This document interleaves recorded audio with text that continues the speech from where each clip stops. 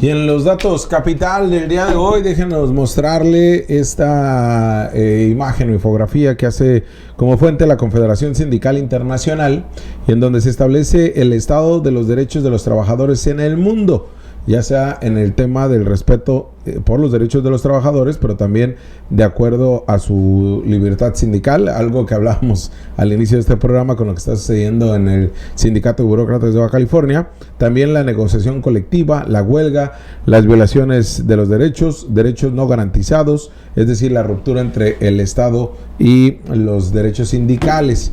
A lo que usted ve en pantalla, Villa, pues bueno, no se esperaba menos que México no estuviera muy bien parado, ¿no? Para nada, aún así, coexistimos, pero realmente llama la atención el grado respecto por los derechos de los trabajadores en los países que, según el Índice Global de Derechos Humanos del 2022, cumplen o no cumplen, o qué tan bien o qué tan mal parados están. Y bueno, podemos observarlo, ¿no? O sea, países de África, que es evidente, y de hecho lo interesante es que prácticamente todos los países, o sea, sí, realmente se encuentran en esta situación, ¿no? Realmente se encuentran en una situación muy complicada. Sí, complicado. Además, dentro de los más complicados, Brasil, que es lo que podemos observar dentro de América Latina, al igual que, bueno, Estados Unidos, que plantea sus derechos sindicales que pudieran estar en una evaluación crítica. Y México, que bueno, ahí va avanzando en este tipo de temas. Iván, no sé cómo ves esto. Pues creo que se relaciona mucho con lo que platicamos, ¿no? Tanto lo de la reducción de la jornada laboral como el sindicato de burócratas, que son aspectos de la esfera laboral. Pero a mí se me hace interesante cómo todas estas reformas que están ocurriendo ahora a nivel federal se relacionan, digamos, con algo que hemos venido analizando, que es cómo justamente a partir de la negociación y firma del Tratado de Libre Comercio de América del Norte se fueron creando ciertas condiciones, marcos legislativos para que vinieran un montón de empresas a aprovecharse tanto de la mano de obra barata como de los recursos naturales, la posibilidad de contaminar y otras, ¿no?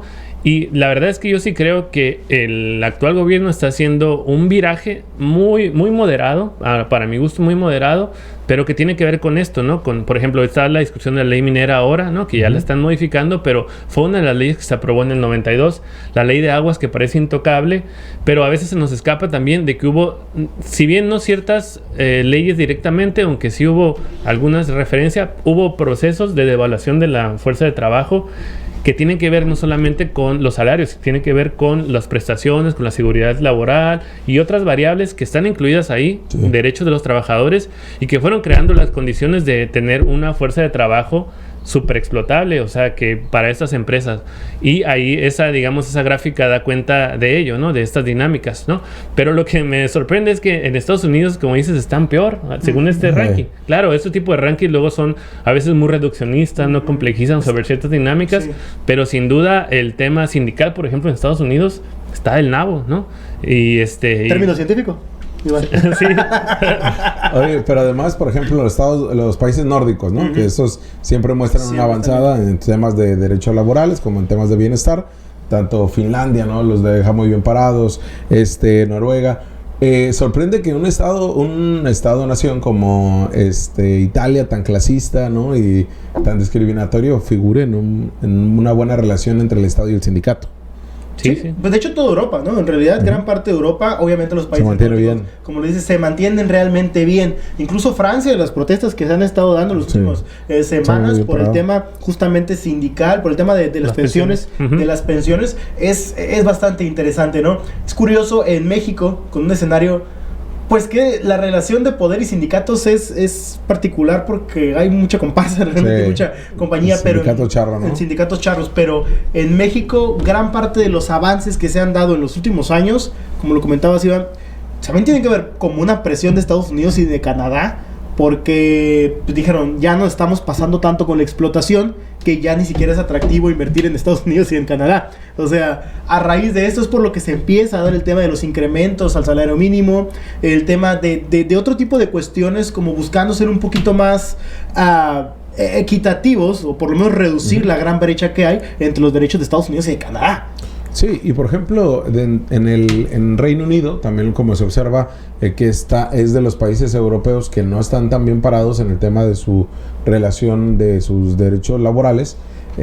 Curioso lo que se vivió con la entrada del capitalismo en los 70s o el inicio del neoliberalismo, donde se parten dos, ¿no? La actividad sindical, los derechos de los trabajadores por este libre mercado, y hoy vamos viendo consecuencias de esto, ¿no? Se fueron al lado totalitario en favor de las empresas y el libre mercado, algo que le apostó México durante al menos 2 décadas, ¿no? 3 décadas. Sí, totalmente, y creo que ambos temas son muy relevantes. Por ejemplo, el tema de los sindicatos en Estados Unidos, que algunos sí tienen fuerza. Ellos sí los consideran para las discusiones, por ejemplo, de los temas laborales en el tratado, en el TEMEC, ¿no? Y precisamente la presión de estos sindicatos y los de Canadá al decir que siempre el hecho de que haya menores sueldos y condiciones de más drástica explotación en México hace que les digan, ok, si confórmate con esto, porque si no nos vamos a México, ¿no? Siempre hay esa amenaza latente. Entonces presionaron también para que suban los salarios, ¿no? O sea, es un tema internacional. Y lo que mencionas de Europa, sin duda, es también relevante porque sí, digamos, queda todavía ciertos resquicios del estado de bienestar para los trabajadores, pero también ahí te das cuenta lo frágil que son con el tema de Francia, de las protestas, ¿no?